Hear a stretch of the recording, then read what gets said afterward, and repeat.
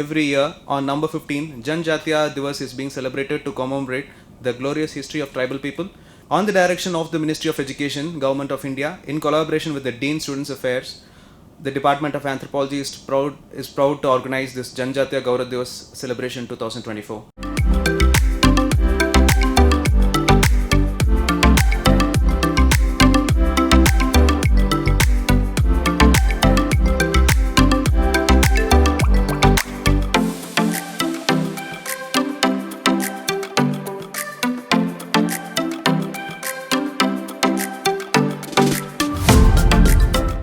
Respected Vice Chancellor, Professor Tarnekarstu sir, and the chief guest of today, Professor Grigory, and our head of the Department of Anthropology, Dr. Valerie Dakkar, and our Shibi, Assistant Dean Student Welfare, and faculty members from sister disciplines. I have faculty members from the Department of History, from the Department of Social Inclusive Policy, Social Work, French Department, and if I have left out somebody, Hindi Department. And so we are having now a very important day that is being celebrated under direction from the ministry. And this is actually JATIYA GAURAV DIWAS. And the very background of this has been first introduced by our research scholar, Mr. Giri Murugan. How since 2021 this has been done to honor the role of the tribal leaders in the freedom movement. And all the previous histories of freedom movement did not include the role that was played by the tribal people. And mostly because the theoretical framework that was in existence, it was talking about three important factors: organization, leadership, and ideology. Only when these three elements were present, a movement was considered a political movement or a social movement for that matter. So freedom movement, mostly the accounts started from the formation of the Indian National Congress in 1885, and all other movements that happened before that date were considered pre-political. But then we find the intervention by a very important school of historians called subaltern historians. And we have this collective of historians headed by Ranajit Guha. They gave a new kind of framework for understanding these movements that happened earlier to even 1857 revolt. And in that, we are not expecting this organization, leadership, ideology, but in the place of all this paradigm, a new paradigm actually insisted upon finding some of the elementary aspects of insurgency. These elementary aspects included negation of identity, then we have solidarity, modality, ambiguity, transmission, and territoriality, and all these were the 6 elementary aspects identified by Ranajit Guha to identify a movement. And on this basis, we find now several histories have come up about the contribution of the tribal and peasant movements to the cause of India's freedom. These were the people who first ever spontaneously resisted British rule. Because the existing historiographies point out that actually these movements were Indians fighting against Indians. That is the kind of a picturization we find. But as far as the colonial government was introducing a revenue extracting apparatus, these movements were the first ever spontaneous movements to resist such an extraction of surplus from Indian society. And therefore, they occupy a very important place in the history of any movement or any development for that matter. And thanks to such works, we now have know more about, for example, Birsa Munda or the struggle of the Chantals, Bills, and others. And we know the word national movement or freedom movement is not used to understand the contribution of these people, but instead we have such words like the Chantal Hool or the Wulgulan. Fituri. These are the terminologies that we find among the tribals. And now these terminologies are coming out, and we try to understand the meaning of all these things because of the recent researches that has gone into this. But still, we find we are very knowledgeable about leaders like Birsa Munda, or we know about other tribal leaders, Sido Murmu, Kanhu Murmu, and say for example, Tantia Bill, and similarly about other tribal leaders. Still, we are unaware of the problems of the tribals and how they were integrated into Indian society and what problems still they are facing for this. And surprisingly, we all know that there is one person from the Orayan tribe, Karthik Orayan, who actually was an engineer to come out of this tribal society. And it is another surprising fact that this engineer constructed a very important bridge in England in the 1950s. So such things that we are totally unaware of, the contribution of the tribal people for our independence and for our development. And this JATIYA DIWAS, GAURAV DIWAS, is actually for bringing out the glory and contribution of the tribal people. And we also know that the Panch Pran, or the 5 vows that we have taken up since our Independence Day was celebrated, the anniversary was celebrated.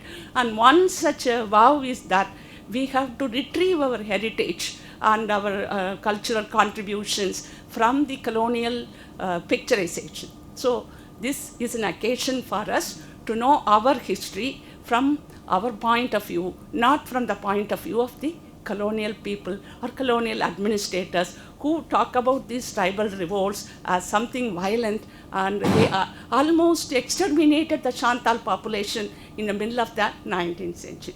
So such violence and counter-violence, all these things are occasion for us to remember that so much of people have shed their blood in order for us to have independence. So I felicitate the anthropology department, and it is very suitable that this department is celebrating this JATIYA DIWAS. So I congratulate the faculty of the Department of Anthropology, research scholars and students and everyone who is contributing for the celebration of this day. Thank you so much. Thank you, ma'am. That was an insightful speech. Now I call upon Dr. Shibi, Deputy Dean Students Welfare, for her felicitation address. Very good morning to all present here. Our esteemed Vice Chancellor, Professor Taranekarasu, our Dean, School of Social Sciences, Professor Chandrika, our keynote speaker of today's event, Professor S. Grigory, Head of the Department and Organizer of this day, Dr. Valerie, all the faculty from Social Sciences and other departments, scholars and students. It's a great pleasure for me to join all of you today for the 4th year celebration of JATIYA GAURAV DIWAS 2024 in the campus. As all of us know, this celebration, as Madam gave a scope of this program also, it marks the 150th birth anniversary of Sri Birsa Munda, the legendary tribal freedom fighter from Jharkhand. This day is meant for honoring the role of tribal communities in preserving India's culture and heritage, and supporting their support in the progress of the country, and helping, and also it is also to help them to bring those communities to the mainstream. That is actually one of the main objective of organizing this event. So Pondicherry University is continuing the tradition of organizing or celebrating this event by respecting the call from the Ministry of Government of India, and also for empowering the tribal community. So I am so happy today to be part of this for many reasons. One, I'm happy to tell you that I am also part of many tribal studies. I'm from a Department of Tourism Studies. My PhD thesis is about indigenous tourism. So from the beginning of my research and studies, I'm associated with the tribal community. Especially my study was in Wayanad, and I belong to Wayanad, a district where more than 30% of the people belong to tribal community. So this tribal community, tribal people are very close to my heart or my working environment, and they are not very far from my place. Also, just if I just move 1 kilometer, I'll be in one of the tribal community settlement. So I have been with them. I've seen how they have changed in the last few years, how development is happening to them, how they are respecting or preserving their culture, and how kind of exploitation happening with them also. So this is the occasion we have to think about all those.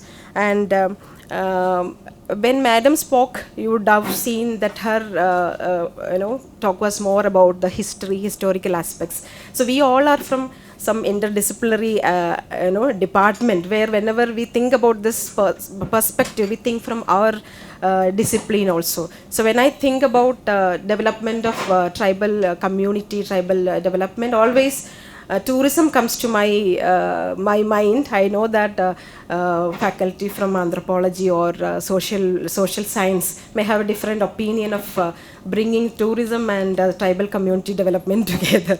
You may have a different opinion, but still I always advocate for it, because I have seen that change happening in tourism. Last 10-15 years, Wayanad has changed as one of the very popular tourist destination. And along with the development of the region, I have seen how indigenous community also involved. Earlier, we were all worried how indigenous community could go along with tourism activities, and how the exploitation will happen. And there was a term called tribal tourism in the beginning. We used to tell tribal tourism. So where tribal community was projected as a product, where we go and see them. So it is so that actually is not a good practice, and everybody understood it. And now more than making them as a product, the new idea is giving them entrepreneurial opportunities, bringing them to the forefront of every project, tourism project. And the concept of indigenous tourism has come up like that, which is more responsible and more sustainable model. And I hope students from anthropology would have visited Wayanad, and recently a project also started called Ennur, where you could see this was one of my suggestion in my thesis also. Like in the original, we always think about authenticity, but in the case of tribal community settlement, we cannot take anybody to tribal community's place. It will affect their privacy. So there a separate area, a cultural center was set completely with the theme of indigenous community. It is called Ennur. It is one of the very popular site to visit in Wayanad now, where the tourists, if they go, they get a feel of their culture, tradition, and they have an open air theater every day. Cultural event is happening, local folklore programs are happening in there, where everybody, starting from the management till the person giving experience, belong to tribal community. So as a very successful model, it is happening. So that is one of the ways to give some livelihood. So it all depending on the region, how the development of the destination is based on the specific to the region. There are many ways where development can happen, and being a part of tourism discipline, based on the location, if there is a possibility of having that, this is one of the suggestion to this. And I take this opportunity to inform all of you that each one of us, we have the responsibility of supporting the society, especially this vulnerable community, where they just want a motivation to start. So in that way, our university is contributing a great job. Large number of students from tribal community, they are studying here in different departments. Every department they are studying, and it's a great exposure for them to understand the world. And that is one of the contribution from our side to bring them to the mainstream.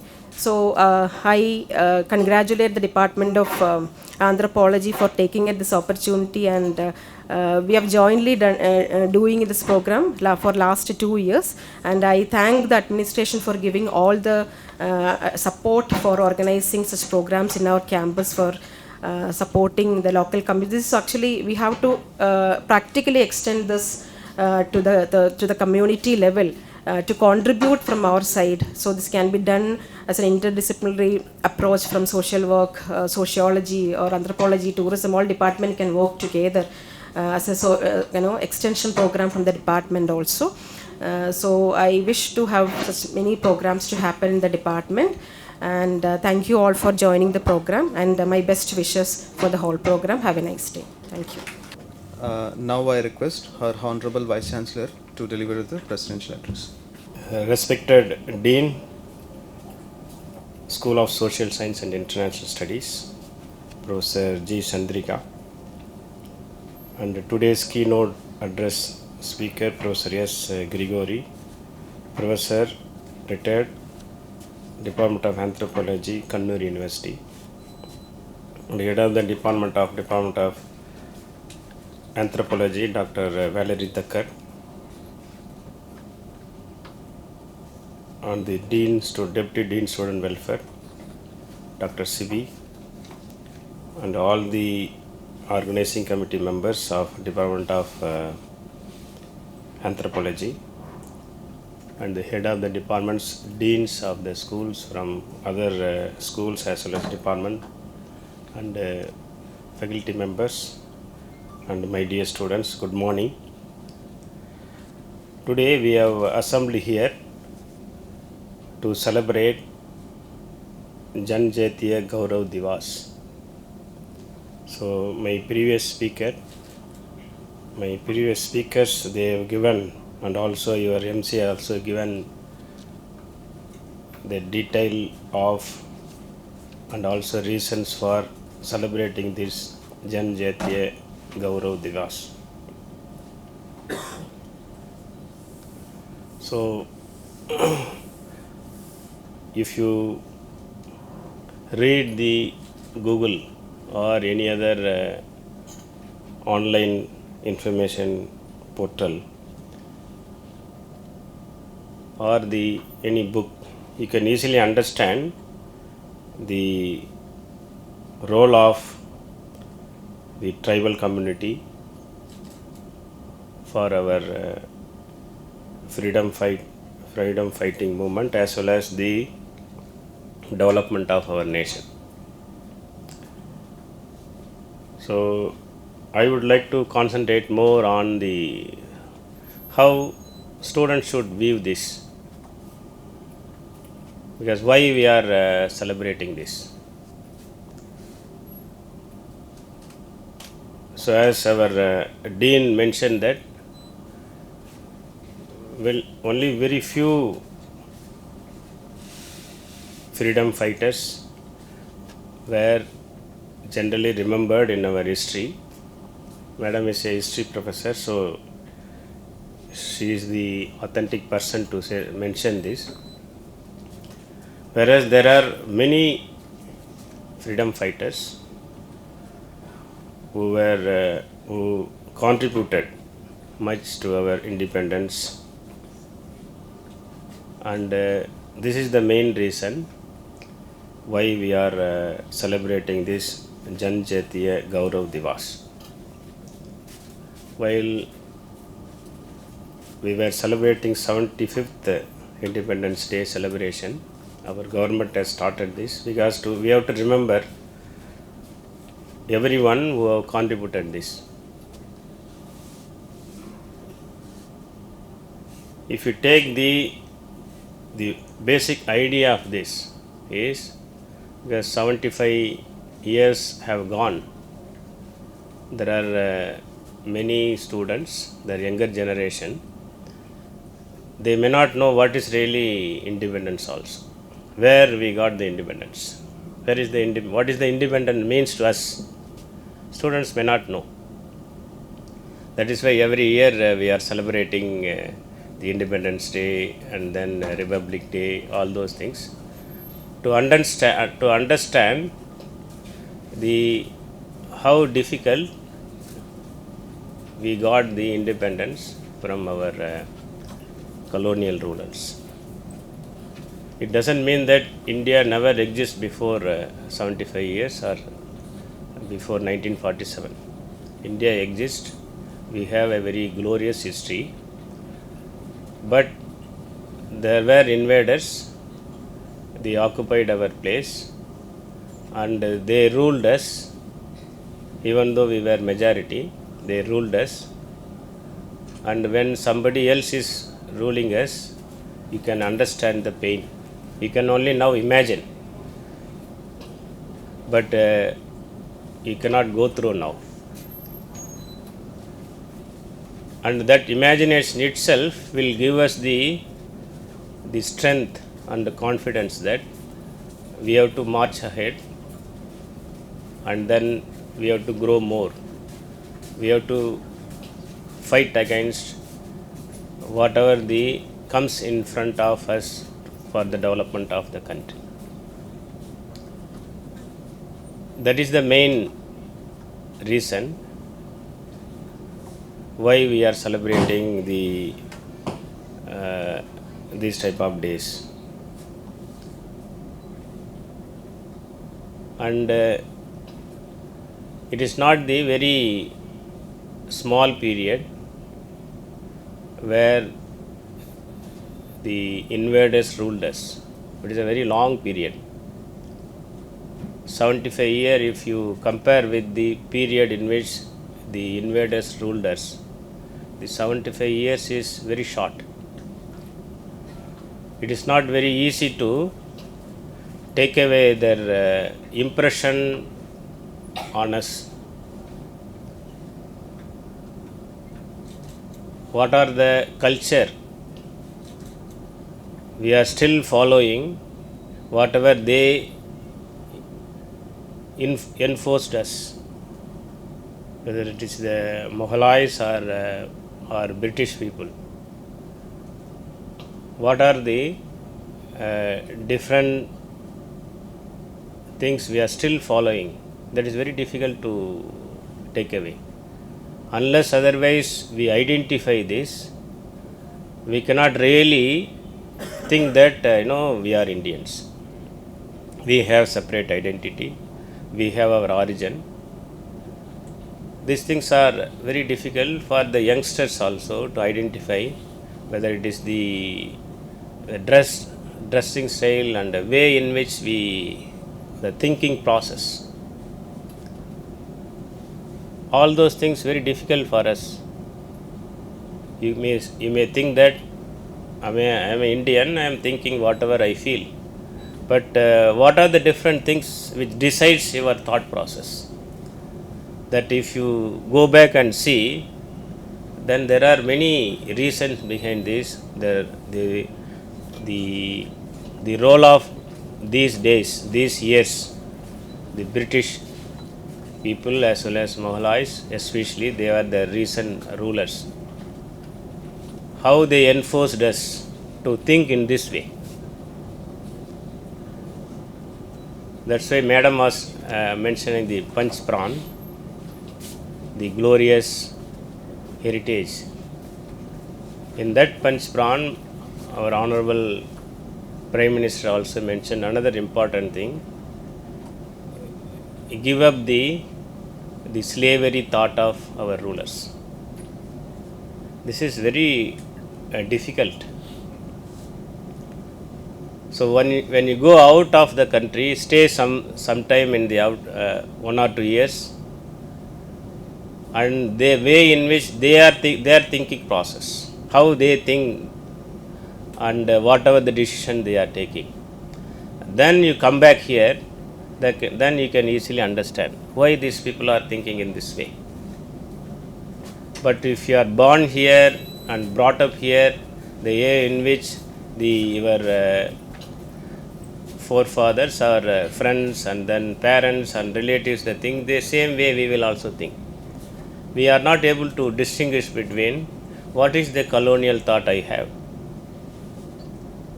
It is very difficult to identify. So that's why Madam was telling this, that I am always, wherever I go, I tell this, the slavery think still we have. You may not agree with this. Still we have the slavery thought process. The main thing is we have the 1.4 billion people. But take out the business leaders out of this, who is ruling the world? Very few. Why it is so? So out of 8 billion population in the world, 1.4 billion is huge, a highly populous country. If you view this, majority should win. We are all majority. We have to rule the world. Sorry.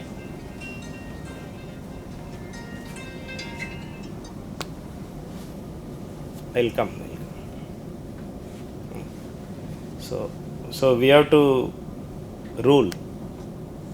But what stops us? I can say this is still we are thinking that I am very comfortable. Once I complete my course, I will go back and work as the subordinate. Let somebody lead. I will work for any organization wherever they give very good perks, and I will lead this life, get married and get child and a car and then bungalow, then lead it. That's all. I don't want to lead any organization, and I don't want to change this world. I feel this is one of the outcome of these colonial rulers. Recently we had one PMMY, this Mudra Yojana scheme. There also there are more than 400 students were there in the as a they were attending it as an audience. One of the speaker asked, how many of you want to go as because most of them are the MBA students. How many of you want to go as that means where you want to work as a employee? How many of you want to start the business? Less than 10%, even the MBA students, less than 10% only raise their hands. So these are all the mindset. We are majority, we want to grow, but still we are not able to come out with this. This has gone into our genes. Whatever our rights, we suddenly go for the protest, but we don't know how to silently plan and then win the race. Where Europeans and Americans, they are very good how to plan, how to lead this, how to be successful. Whereas completely we don't have any plan how to start the business, how to rule the world, how the business people are ruling the world, how other countries are ruling the world. But even though we are highly populous, and how we are not able to do this, and most of the students also may not know how we can contribute to this country. No idea actually, because still we thought that I want to be free, I want to lead my free life, because we were being ruled, and it is gone into our gene that we want to lead a free life. We don't want to rule this country. So this is the important thing, that's why when the government says something, now there are many reasons behind this. We are celebrating today, JATIYA GAURAV DIWAS. You may be thinking we are still want to remember the tribal community freedom fighters. There is a function arranged, we are going and attending this. Yes, they have done it. They have done it, so we are thankful, that's all. But it is not only these things. While thanking them, while remembering them, what is the government wants to inculcate in your mind? If tribal leaders, they organized and then went against the British rulers, that was the era, that was the reason that time they want to fight. But today is different situation. How we can fight whatever the situation we have, how we can grow. Today it is a freedom country. We have to contribute to the country where we can reach, we can imagine Viksit Bharat at 2047. That is the goal now. We are in free country, independent country, but still we have to target this. So today that is the in front of us, that is the major task. Even though we are fifth largest economy, our per capita income is less compared to the developed countries people. So we have to contribute to the country. Instead of we are depending on the country, we have to contribute. We have to become a leader. We have to show that yes, I can be the leader for the world, where India can also show that we can decide the policy of the world. So we are highly populous country. So these are the reason behind this, why we are all celebrating this. So of course we are really thankful and to the freedom fighters. So we have to remember this. While thanking them, we are also got the idea that we should not be the normal people, and whatever the occasion comes, we have to also sacrifice. When it takes the Birsa Munda's case, he was in jail. While he was in jail at the age of 25, he died. It is a sheer sacrifice.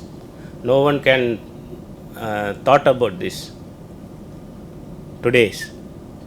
So we have to think how much important this sacrifice for our country,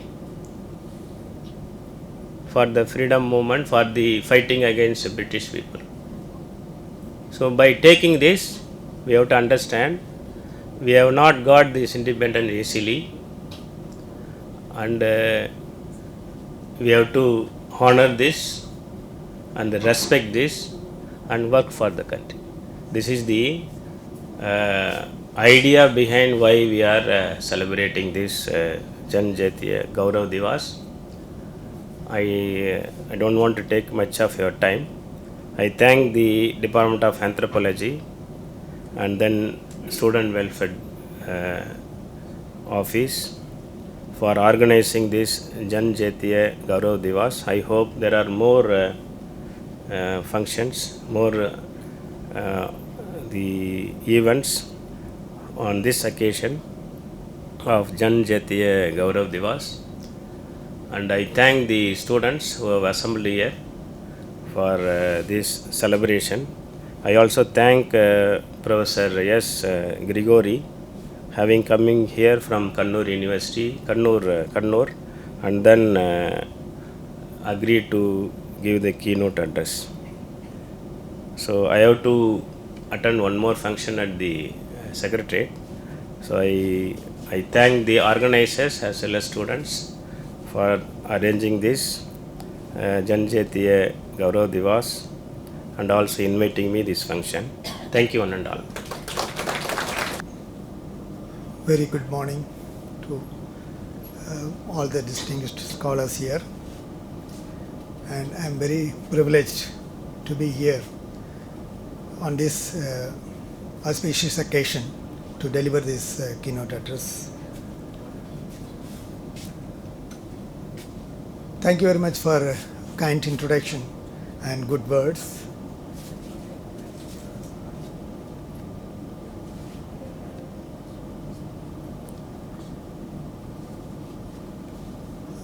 I think the speakers before me have introduced the importance of this particular day. So let me begin with wishing you happy JATIYA GAURAV Divas. Thanks to the initiative of the central government in 2021 that we are celebrating 15th November as JATIYA GAURAV Divas. Cherishing and proclaiming the pride of country's tribal heritage and dedicating it to the memory of the brave tribal freedom fighters. I am happy that the Department of Anthropology, Pondicherry University, has organized this program on this important day, and I am thankful to the HOD and the department faculty members, colleagues and others for having invited me to deliver this keynote address.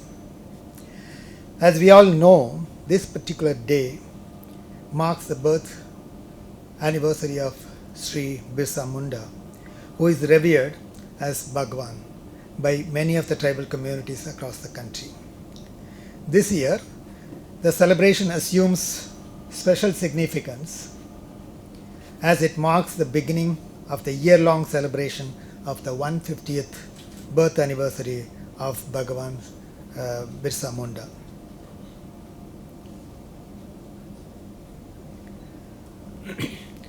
Birsa Munda is one of the foremost tribal freedom fighters who spearheaded a movement against the exploitative and oppression of the British. The Mundas, Oraons, other Adivasis and non-Adivasis responded to his call. He also fought for their social, economic, political and cultural emancipation. He was captured by the British and lodged in jail, where he died in captivity on 9th June 1900 when he was just 25 years old. However, the spiritual struggle of Birsa Munda did not go in vain, as the British were forced to take cognizance of the plight and exploitation of the tribal people and brought in the Chota Nagpur Tenancy Act of 1908 for protection of Adivasis, restricting the transfer of tribal lands to non-tribals. It's only appropriate to mark his date of birth anniversary to celebrate the cultural pride of the indigenous communities of India and to recognize and encourage the efforts to preserve their cultural heritage and ideals for sustainable living. Like Bhagwan Birsa Munda, there had been several tribal heroes who have inspired the indigenous resistance movements among different tribal communities across India. It's a matter of pride that even before the freedom struggle of 1857, the Janjatis or the Adivasis and their leaders had revolted against the colonial British forces. The Santal revolt of 1784, led by Tilka Manchi, the bill uprising and the revolts since 1818, lasting almost till the end of the century, led by Kazi Singh, Bhim Naik, Bagoch Naik, the Larka movement and the Coal Rebellion during 1831-32, led by Budu Bhagat, the Santal Rebellion during 1855-56, led by Sidhu and Kanchumumu brothers, and the rebellion of Veer Surendra Sai in Odisha in the mid-1800s are some of the early examples of such resistances which the country is truly proud of. The Thana Bhagat Andolan during 1914-1920, led by Jatara Varaon, the Rampa Rebellion of 1922, led by Alluri Sitarama Raju, etc. are yet other instances of resistances in the 20th century that had contributed to the Indian freedom struggle.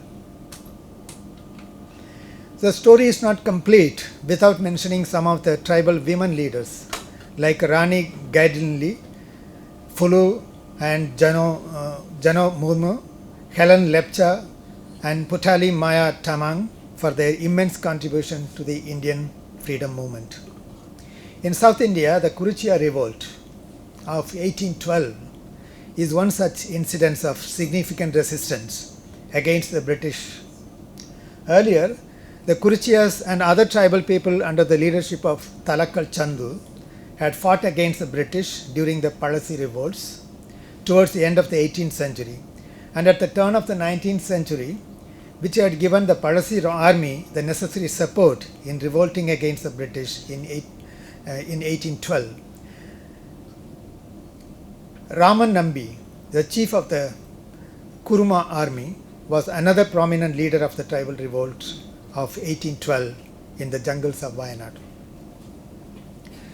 JATIYA GAURAV DIWAS is celebrated, as mentioned already by our previous speakers, not only create a public awareness about the unsung heroes of the indigenous communities who had bravely resisted the British intrusion into their life and culture with all their might and contributed thus to the collective freedom movement for national independence, but also to recognize, respect and radiate the rich cultural heritage and values of the indigenous people, and to celebrate and commemorate their glorious history, culture and achievements. Today, with more than 75 years of independence, this is also an occasion to reflect upon the true culture and perspective of the indigenous communities, the kind of life they had been endowed with as part of the Indian citizenry, examine the development approaches towards these communities, and to revisit the concept of mainstreaming, so that to identify the fundamental paradigm of development to be adopted and the kind of mainstreaming that is required that could serve in establishing a sustainable world, with a readiness to learn the sustainable lessons from the life and culture of the indigenous communities. Looking into the nature-culture debate over centuries, the tribal people who are identified in different names such as the natives, the indigenes, the autochthones, aboriginals or original inhabitants are known for their closeness to natural environment. Indigenous societies world over, in their traditional way of life, manifest a closer affinity to and maintain a symbiotic relationship with nature, as reflected in their worldviews and cultural system. Their very identity springs out of their deep-rooted relationship with nature. However, they have been perceived by the people of the advanced societies, so-called advanced societies, differently since long. Warrior Elvin, a missionary turned tribal protagonist, who is also one of the foremost in dealing with the affairs of the tribal people in the post-independent India, captures the questions that have agitated in the minds of the people for several hundred years before the present. Is man better in a state of nature or of art? Is the untutored savage happier, more moral, in a word, better than the sophisticated urban product of the modern world?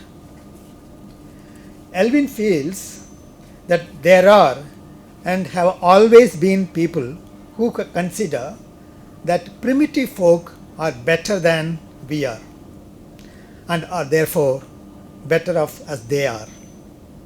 For the same reason, such people, according to him, would like to segregate the natives from the contaminating influence of civilization and would protect them not only economically but culturally from outside exploitation. As Elvin further notes, Boswell's encounter with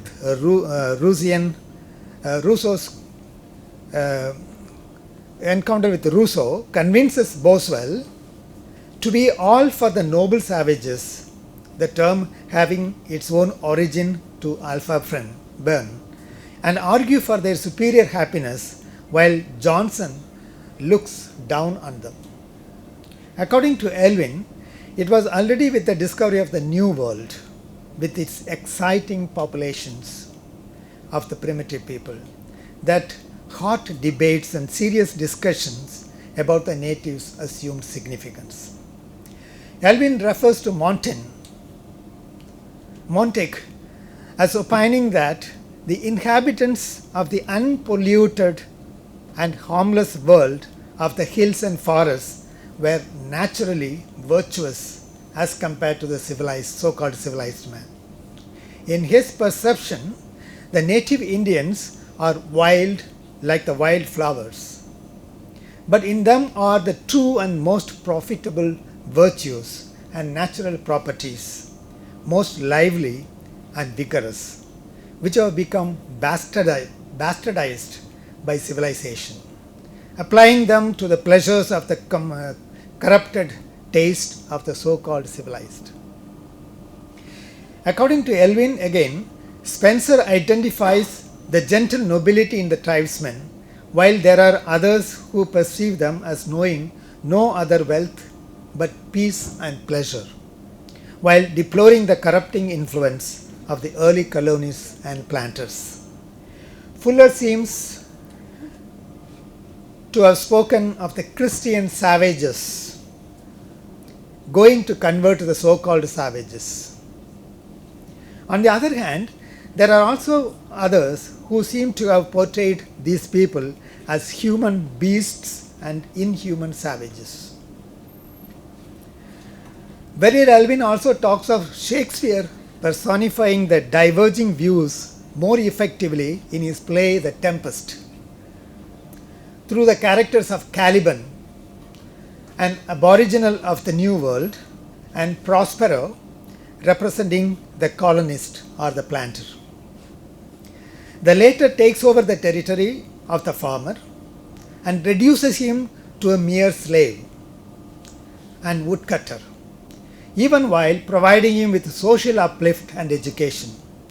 Elvin refers to Frank Kermode as perceiving Caliban's education not only useless but harmful, creating in him lust and discontent at the inferior position, ambition, and incompetence of all kinds, including disposition to enslave himself to the bottle of Stephen.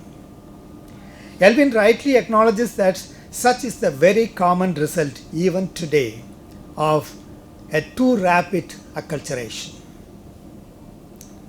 Shakespeare's portrayal of Caliban also brings out the virtues in him, his ear for music, his command for poetry, and his words of sublime beauty, and how he has been wronged, while Elvin does not fail to point out the vices of civilization, in Shakespeare portraying its representatives in their way, being not better than Caliban himself, the drunken buffoons, the malicious degenerate, and the guilty stained under whose influence Caliban takes to drink and turns treacherously upon his own master. In the view of Elvin, Shakespeare seems to portray the primitive, so-called primitive man as not much good, while contact with civilization could only make him worse. In Elvin's view, the 17th century witnesses a widespread sentiment in favor of natives. With the increasing idealization of nature and the country life, where humans could commune with God and where the purest virtues could be practiced. On the other hand, the course of history is supposed to be steadily downhill, with the civilization seen as a steady corruption of what had originally been perfect, leading to Rousseau's back to nature movement. in the following century. Thus, Elwin points out the primitivism, both cultural and chronological, had been seen as better than civilization, leading to an increasing interest in primitive peoples. Elwin refers to a poem of an earlier period by Alfred Ben, personifying the erotic freedom, lack of inhibitions, and the sexual innocence of the soft primitives prior to their corruption by modern society. The poem goes like this: in the blessed golden age, when man was young, when the whole race was vigorous and strong, when nature did her wondrous dictates give, and taught the noble savages how to live. In the following century, as Elwin portrays, with the coming of European imperialism and with the great expansion of missionary movement, colonists and missionaries alike had to justify their existence by showing their necessity to the heathen world, which need to be saved from the suffering of original sin. In this context, he aptly presents the remarks of voyager Captain Cook, who seems to have stated thus: "The savages of Australia may indeed appear to be the most wretched people upon earth, but in reality, they are more happy than we Europeans, being wholly unacquainted not only with the superfluous but with the necessary conveniences so much sought after in Europe. They are happy in not knowing the use of them." The modern intruders, according to Elwin, were personified as playing the part of the serpent in the New Eden, with a cross in one hand and a gun in the other, to enslave the bodies and poison the minds of the natural man who finds himself at odds with artificial man. It was perfectly fitting into the philosophy that the child is happier than man. Accordingly, the best thing that was expected of the modern man was to leave him alone. Coming to the ecocentric tribal life and culture, the tribal people, who are still untouched by the modern civilization, are traditionally said to be of subsistence type, with simple technology that fits well with their ecological surroundings and conservative outlook. Accumulation and profit making that are the characteristic features of modern economy are unknown to the tribal economy, while cooperation, reciprocity, and collective endeavor form the base of their economy. It is essentially forest-based, having a close relationship between their economic life and the natural environment or habitat, with the flora and fauna of the forest dominating the primary sources of food. L.P. Vidyarthi and B.K. Roy identify natural environment, population, human being, material technology, and social environment as the 5 important factors, which form the matrix of social life of the tribal people, of which natural environment is often conceived as the basic, as all societies depend on it for the basic needs such as food, fuel, shelter, etc. The social divisions as clan are generally associated with a definite group of individuals set in certain mysterious relation with an animal, a plant, an object, animate or inanimate, in the form of totems, after which they are named and in connection with which marital ties are regulated. The object with which the group is named must be respected. The tribal people also have clearly demarcated territorial boundaries at different levels of social divisions and regulated under the corresponding authority and leadership. The beating of drums, blowing of flutes, dancing to the tunes, folk tales and folk songs form the core of the tribal art, music, dance as a whole. Their wood carvings and paintings symbolize their life and beliefs. Their artistic expressions relate to their hunting, agriculture and other such activities of their everyday life, expressing the inner feelings and presenting a vivid picture of tribal life. Looking at the tribes in India, India has the second largest tribal population in the world. As per the census 2011, the tribal population constitutes about 8.9% of the total population in India. There are 461 tribes in India, out of which 427 are considered as scheduled tribes. The tribes of India are highly heterogeneous with multiple differences. The numerical strength of the tribal communities varies from as high as 10 million and more, as in the case of Bhils and Gonds, and as small as a few hundreds, as in the case of Jarawa and the Sentinelese. There are some tribes which are spread over many states, while others that are concentrated in one particular state or even specifically in a particular region within the state. There are very few states in India like Punjab, Haryana, Delhi and Chandigarh without the presence of tribes, while some states, that is Mizoram and Lakshadweep, have as high as 90% and more of tribal population. They vary depending on the extent of geographical isolation, nature of economy they practice, the extent of acculturation and the degree of integration with or assimilation into the larger society. Sometimes isolation itself is said to be the consequence of the contact with outsiders. The more disastrous the culture contact, the more the people's desire to keep themselves aloof.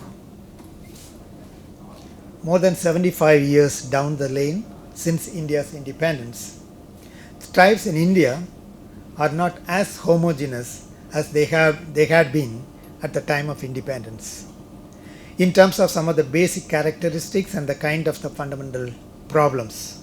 Hence, the approach to tribal development today may have to be redefined, responding to the changing status that they are in today and the concerns that emerge in the contemporary context. Hence, it is important to talk of tribes and their development in terms of particulars rather than in generic terms, notwithstanding the importance of or the necessity of collective voice for effective representation and subsequent action. As we know, the tribal identities are undergoing change. Tribal communities are facing enormous challenges of preserving their identities and still to move forward. In the process, identities are bound to change, but the question is for better or for worse. This is one of the greatest dilemmas that they are facing today. They are in transition, but have they undergone transformation? What have been the approaches, policies and programs? What has been the role of administrators and academic researchers? We have been frequently talking about, there are different terms we use: tribal development, tribal welfare, tribal well-being, tribal mainstreaming, tribal transition, tribal identities, tribal heritage, tribal transformation, etc. But all these are value loaded with its own meaning and implications. It is important to understand the concepts of development and mainstreaming vis-a-vis the tribes. When we come to understand development, development means different things to different people. However, in a value-free understanding, it could mean the realization of the human potential and a progressive expansion of the existing potentialities towards a higher outcome and progressing towards a better condition, etc. But then the question again arises about what is better. It should normally imply better conditions in the sense of meeting the physical and biological requirements, realizing increasing recognition, enhanced identity, and respectable interaction, higher realization of knowledge potentiality, greater celebration of life, higher intimacy to nature, and becoming closer to an aesthetic way of life, activating the human treasures of multiple intelligence and potentiality. On the other side, in the name of development, what could happen is to get into the web of market forces, subjecting and subjugating the originality, getting exposed to all kinds of exploitations, becoming enslaved to the evils of civilization, throwing into the clutches of capitalistic masters and power mongers, and getting alienated from all ownership and cultural identity. So, it is important to gauge in the first instance what we want or what we aim at when we talk of development before discussing its intentions and implications. One of the objectives of tribal development that we always talk about is to facilitate them to become part of the mainstream. Here again, it has to be made clear what the implication of mainstreaming is. What is mainstreaming? In a strict sense, it is to become part of the majority, assuming a larger identity, particularly in the context of the formation of a nation state. In a broader sense, it is to become fully human, utilizing our human potentialities in equal measure with the dignity for higher human good and to go beyond for a sustainable eco-human existence. In this sense, the question whether only the tribes are to be mainstreamed is required to find an answer. Mainstreaming is a term used not just in the context of tribes, but in relation to several other contexts too, as we talk of gender mainstreaming, caste mainstreaming, religious mainstreaming, etc. Hence, mainstreaming is seen to be a desirable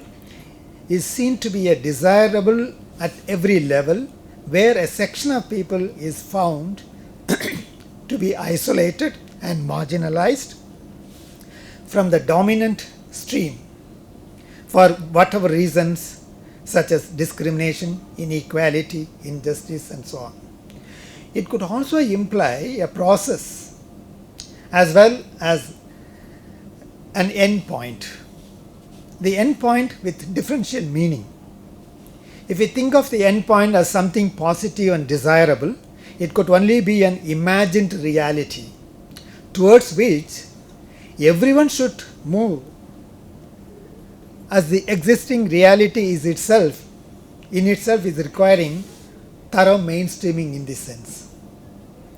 That is, it simply means bringing the left outs at different levels to the mainstream to a state of a dignified citizenry, and particularly from the rights perspective, to have an equal access to the benefits of sustainable living with human dignity and cultural identity.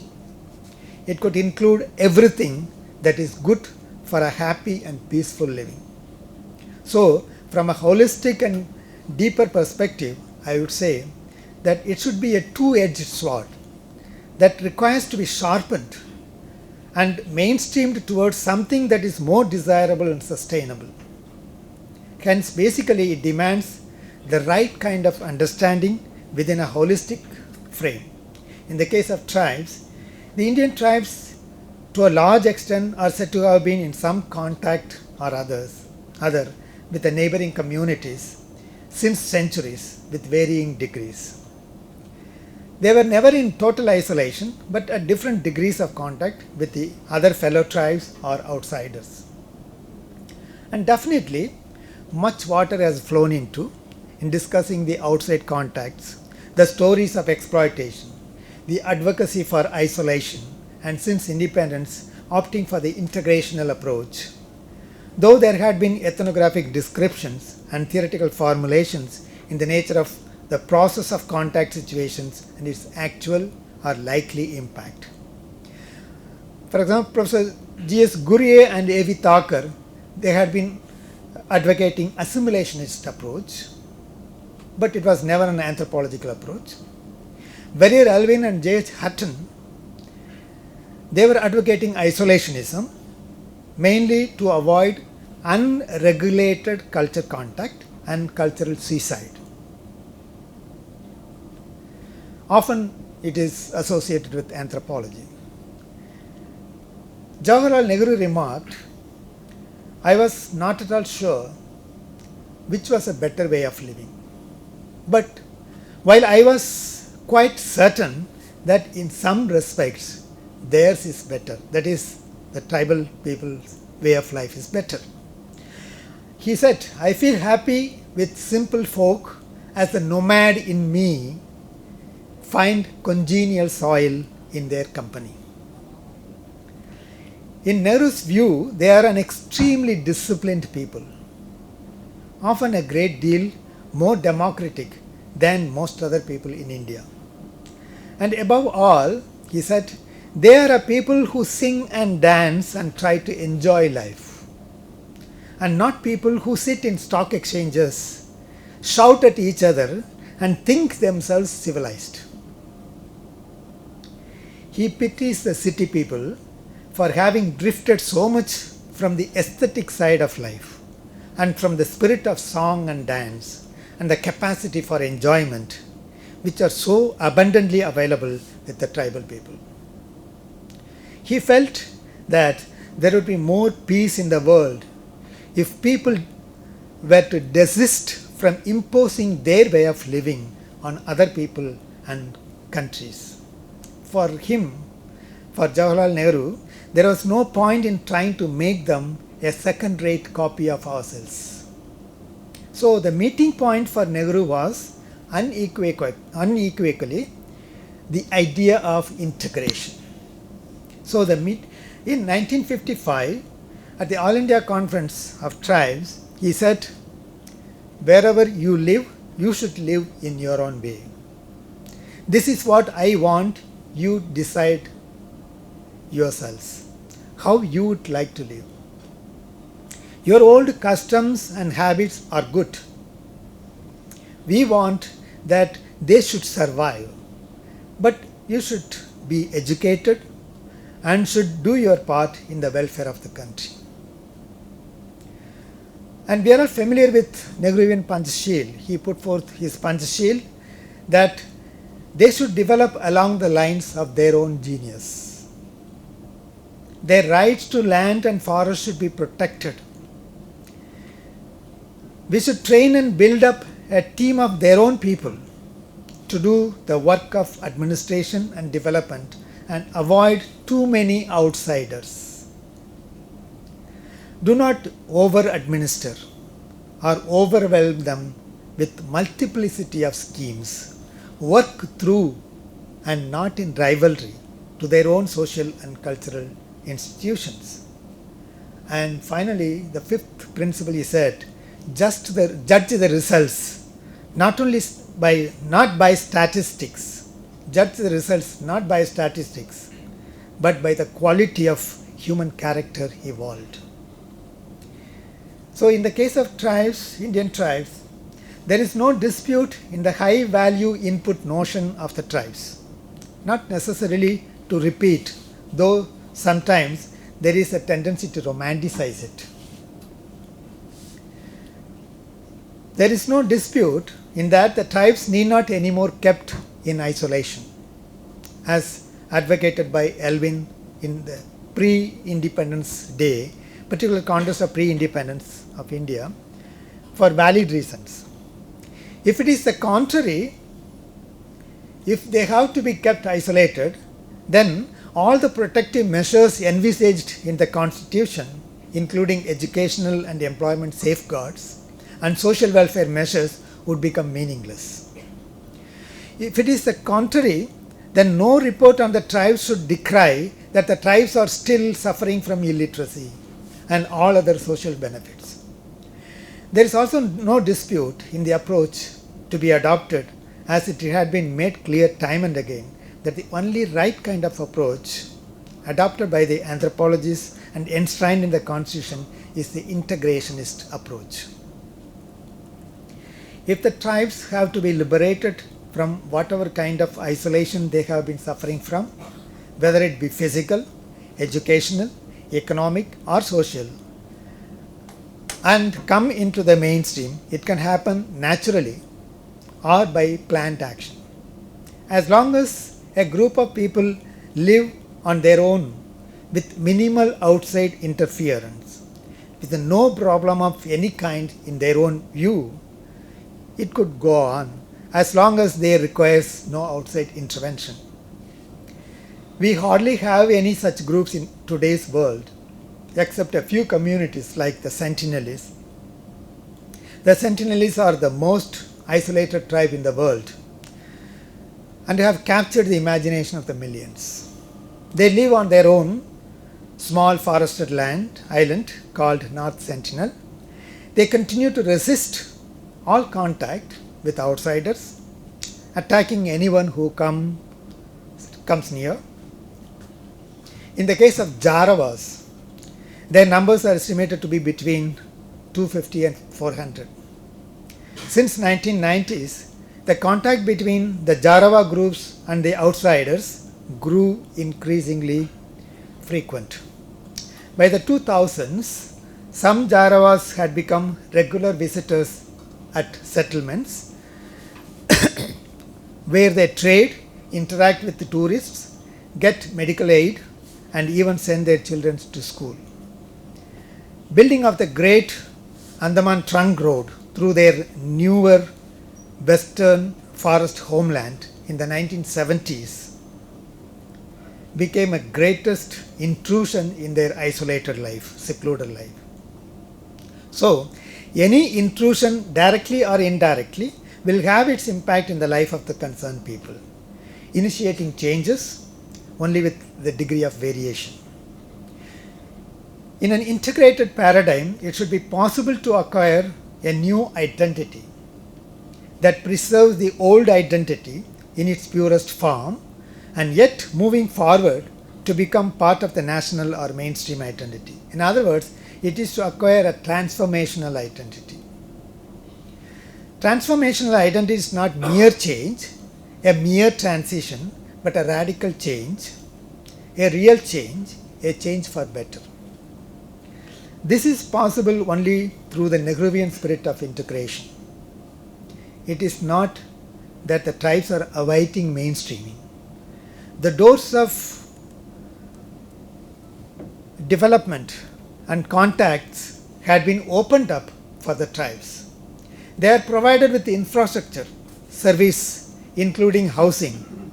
But it is important to see how significantly it goes along with the tribal ethos and living.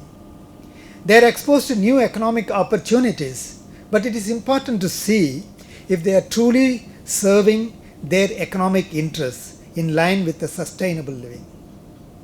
The gates of education are open to them at different degrees, but it is important to see what kind of education they are exposed to and how does it enhance their traditional knowledge system.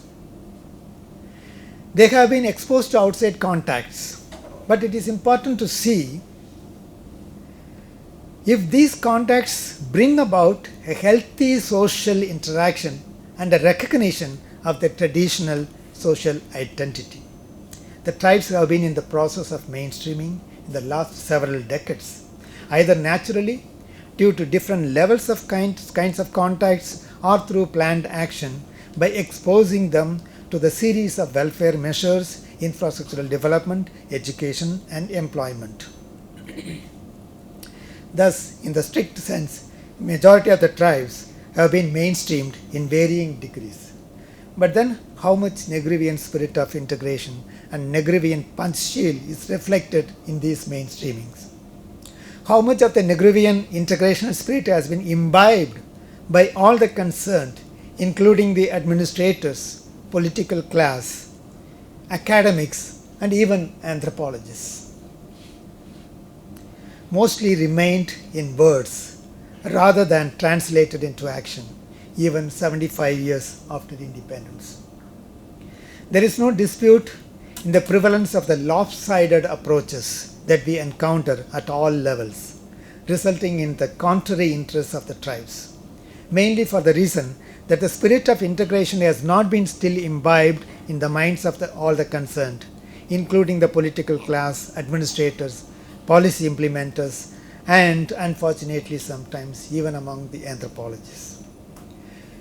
Elvin identifies in 1942 a host of complex factors for the loss of nerve in the context of the Gonds of Bastar.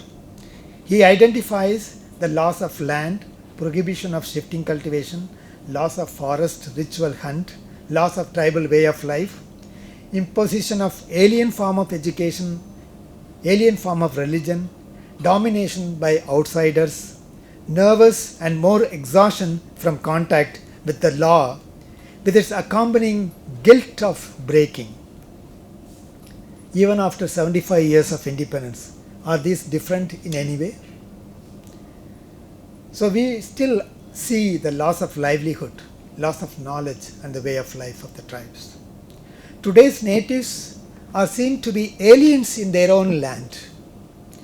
They have become shadows of what they were once were. The traditional learning scorned until recently. The indigenous traditions are found as impediments to development. The tribalism is discouraged.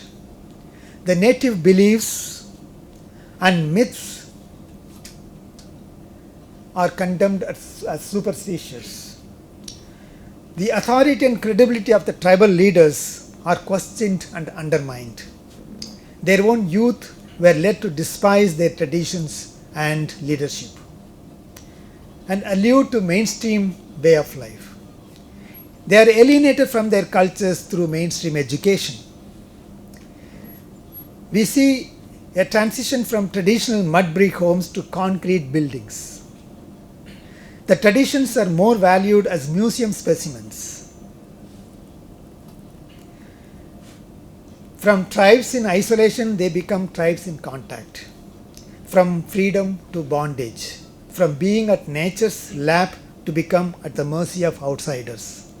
From independence to dependence. From autonomy to enslavement.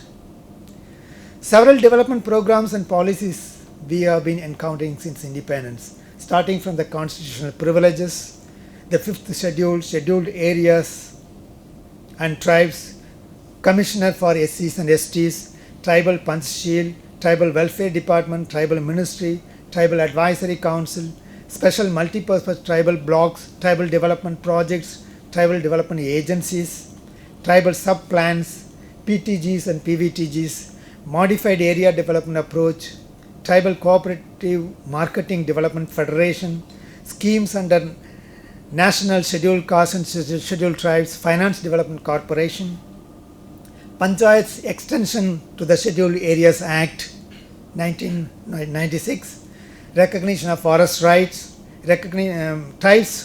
tribal forest dwellers empowerment schemes, venture capital fund for scheduled tribes, latest Pradhan Mantri Jan Chadi Adivasi Nyay Maha Abhiyan. The schemes aims to provide a number of facilities, etc. So there had also been several studies and assessments since then, only to end all these without meeting the desirable ends, desirable results. Today, there are quite a number of tribes in India who are in severe crisis, and quite a majority of them are in a position of transitional trauma. So, tribal issues are varying, starting from housing, material possessions, alcoholism, hunger deaths, indebtedness, POCSO Act and so on, several, which we are aware of.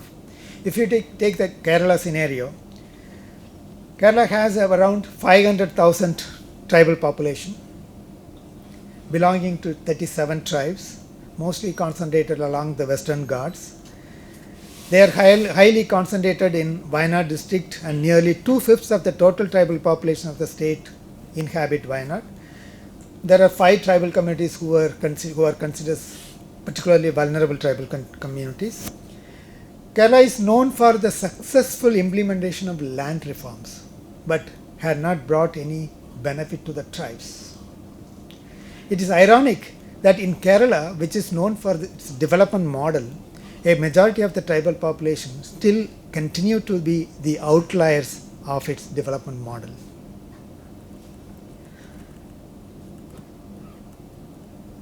To highlight some of the woes of the Kerala tribes, the Tribal Survey 2009, though it is a little old, it brings out the pathetic conditions of the tribes, according to which there are at that point of time more than 4,600 landless tribal families. More than 55% live in dilapidated houses. Nearly 40,000 houses do not have kitchen and 49% do not have toilets. Half of the population deprived of pure drinking water. Nearly 1,300 tribal hamlets not electrified. More than 1,300 tribal settlements face threat from wild animals. Nearly 900 unwed mothers. 20,000 widows, only 17% of them getting pension. Many families have poor access to medical care.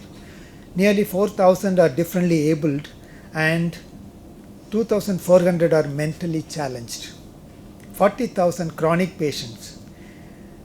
Literacy rate is 72% as compared to national rate. It is definitely high, but dropping out from the schools at the primary level itself. Nearly 80,000 people in the age group of 15 to 59, including 2,000 graduates, 200 postgraduates, and 2,000 with professional qualifications unemployed among the tribes. Almost half of the population of the community has taken loans, mostly from private institutions or individual money lenders. So, for a state which claims to be a development model, if this is the case, you can imagine the status of the tribal people in other states. There had been several revolts even in Kerala too, starting from the Kuruchiya revolt, as I mentioned earlier, the land assertion movements, Kudilketti Samaram in 48-day government's 48-day agitation in front of the government secretariat in 2001, the Muttanga Samaram, which ended in police atrocities of vacating them, 42 days of struggle that revived long pending demands of dispossessed Adivasis in the hill district of Wayanad, Aralam Samaram, Chengara Samaram. It also has its own history of revolts even till date. Even the latest 2023 Hindu report, it says after 20 years after the government brutally suppressed the tribal people's struggle for land, the ghosts of Muttanga continue to haunt the tribal population, with many bearing the brunt of police brutalities. The various schemes announced by the government have largely remained on paper. The report of the expert group submitted to the Planning Commission in 2008 says, apart from poverty and deprivation in general, the most important among the causes of tribal movements are absence of self-governance, forest policy, excise policy, land-related issues, manifested forms of exploitation, cultural humiliation and political marginalization, with land alienation, forced evictions from land and displacement also adding to the unrest. According to the report, almost all over the tribal areas, the tribal people seem to feel a deep sense of exclusion and alienation being manifested in different forms. There are also issues related to affirmative action and reservation in education and employment. The question of who is benefited within is important. Only the better of among the categories. For how long? Is it not time to rethink and rationalize it? Political representation, including local government, who represents? the communities that are dominant among the marginalized communities, they dominate over the others. Elected tribal representatives, they easily become prey to the corrupted interests of political class. The tendency to bureaucratization even among the tribal promoters, they tend to be, instead of being in the field, they tend to be, they tend to become sitting in the office execution. Education. We know what kind of education and how it is done. Also important is what kind of education imparted. Do they feel dignity of their identity when educated, or they feel alienated after educating? It is a pity that even the highly educated youth, in spite of reservation, remain unemployed and underemployed. There are several dilemmas for tribes to choose in which way to go, or which way of life to choose. For instance, in the case of Kurichiyas, the dilemma is whether to keep the traditional joint farming or to go for individual ownership, whether to keep the tradition of ritualistic observation or to give up. So these dilemmas are everywhere among every tribal community. The indigenous knowledge and documentation, how should it help the tribes? We need to think of it. Indigenous medical system, who are the owners? How benefit sharing is done? What are the negative impacts? The material tendency that as a result of this, the internal conflicts. So all these require immediate attention. If you come to the academic assessments interventions, I was just taking an assessment of the PhDs done among the tribal communities in Kerala, which constitute just 1.4% of the total population.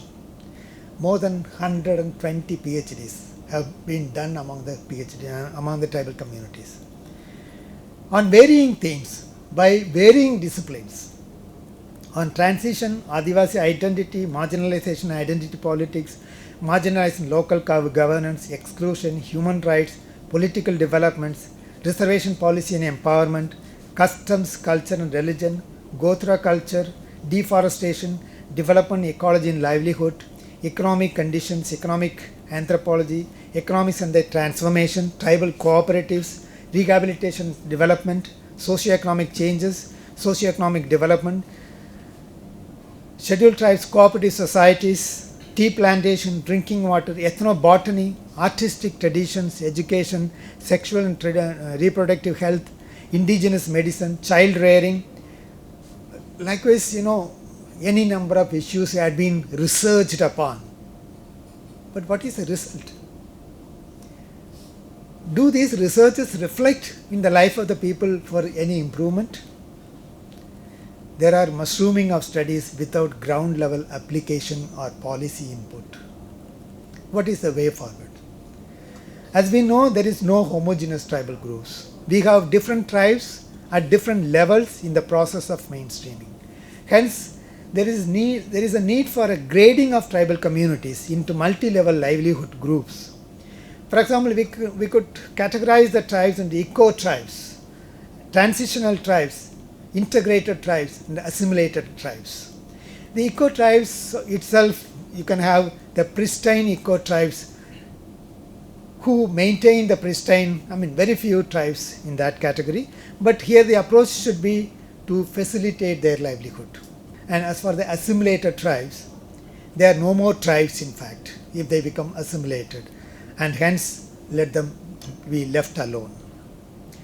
So policy initiative level, we need to really bring out a decentralized auditing and monitoring system.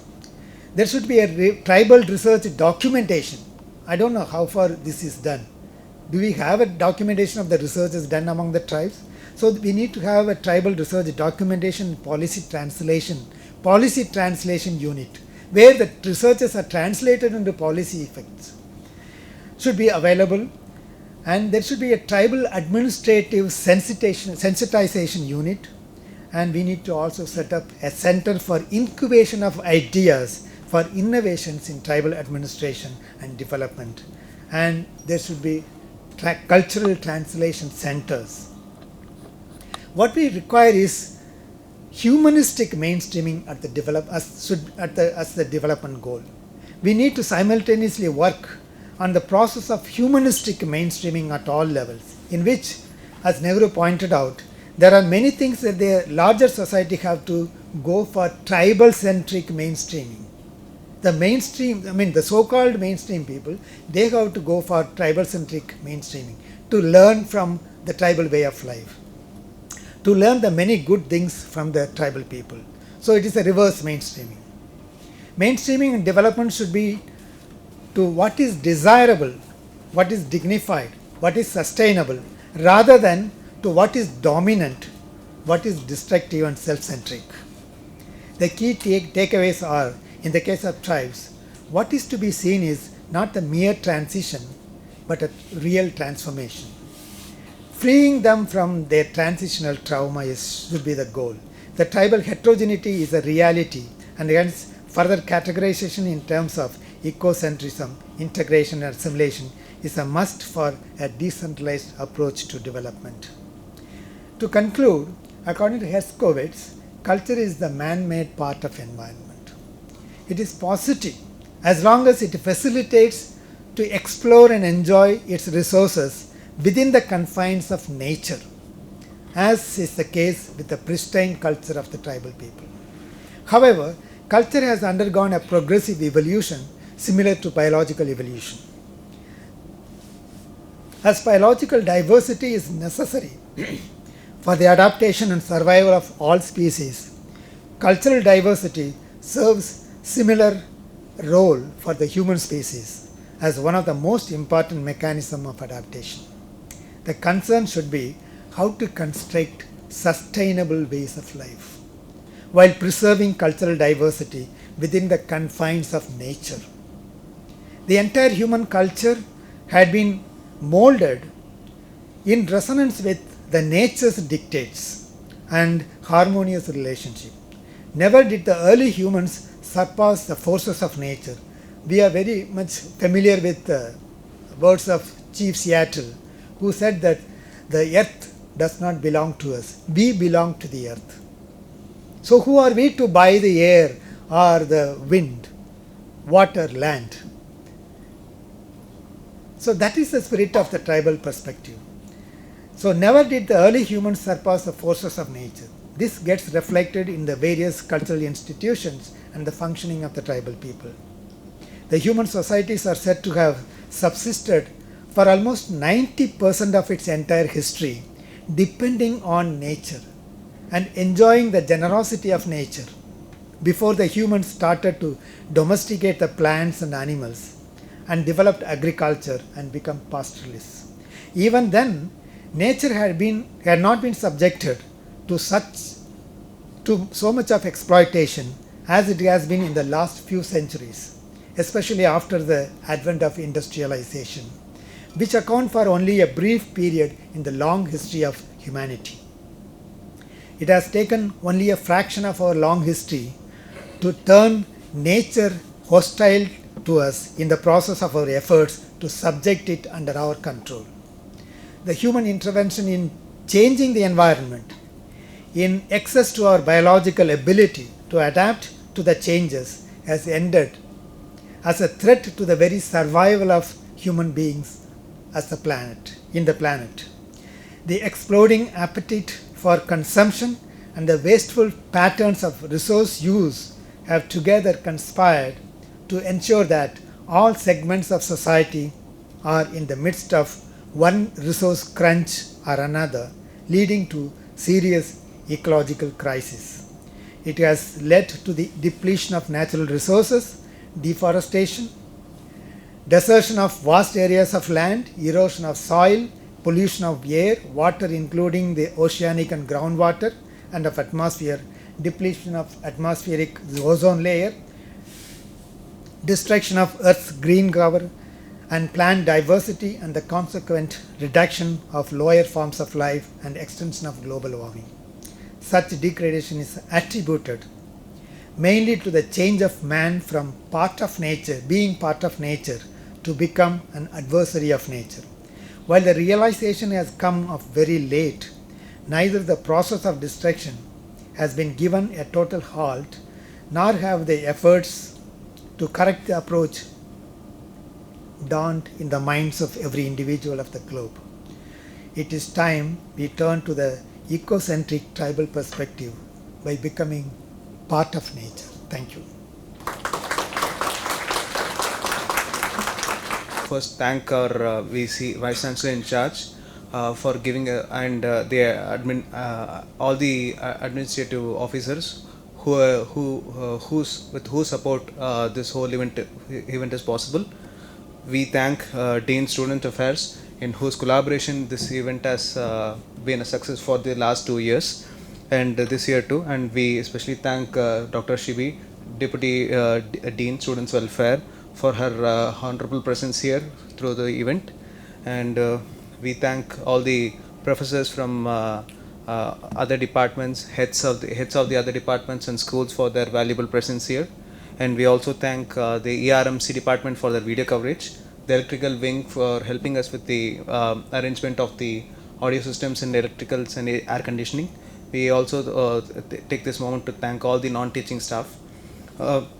We thank our Dean, School of Social Sciences and International Studies, Professor G. Chandrika Madam, for her insightful speech. She also in her speech indicated how through the records of Ranjit Guha and other important historians, the true tribal movements, which were not merely in domestic violence but fight against the colonial powers, were highlighted. Thank you, ma'am.